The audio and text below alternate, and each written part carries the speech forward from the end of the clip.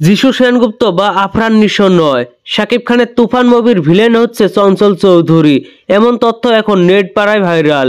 তুফান যেহেতু ঢালিউডের সবচেয়ে বড় তারকা শাকিব খানের ছবি, সেজন্য সিনেমাটির আলোচনা এখন তুঙ্গে এবং গুঞ্জন প্রচুর হচ্ছে। প্রথমে তুফান মুভির নায়িকা নিয়ে ব্যাপক আলোচনা হয়েছিল, অনেক নায়িকার নাম সামনে এসেছিল, তবে শেষ মুহূর্তে কলকাতার মিমি চক্রবর্তী এবং বাংলাদেশের নাবিলা হলেন তুফানের নায়িকা।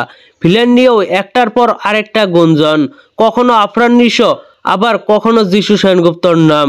এবার গুঞ্জন উঠেছে চঞ্চল চৌধুরী হবে তুফানের ভিলেন।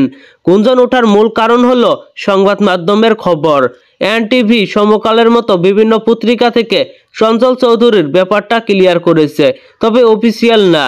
এর আগেও এক প্রকার নিশ্চিত হয়েছিলাম যিশু সেনগুপ্ত হবে তুফানের ভিলেন। জানি না শেষ মুহূর্তে কে হবে তুফানের আসল ভিলেন, তবে আমার পছন্দের শীর্ষে থাকবে যিশু সেনগুপ্তই। বেশ কিছু নিউজ পোর্টাল আবার দাবি করেছে তুফান চলচ্চিত্রে একটি গুরুত্বপূর্ণ অতিথি চরিত্রে দেখা যাবে চঞ্চল চৌধুরীকে। এটা হইতেও পারে, আবার না হইতেও পারে। দর্শকদের এত এক্সাইটেড হওয়ার দরকার নেই। যখন অফিসিয়াল আপডেট সামনে আসবে তখনই এক্সাইটেড হয়েন আপনারা। এখন এক্সাইটেড হয়ে লাভ নেই। শেষ পর্যন্ত যে কে হবে তুফানের ভিলেন এটা এখনো ধোঁয়াশায় রয়েছে।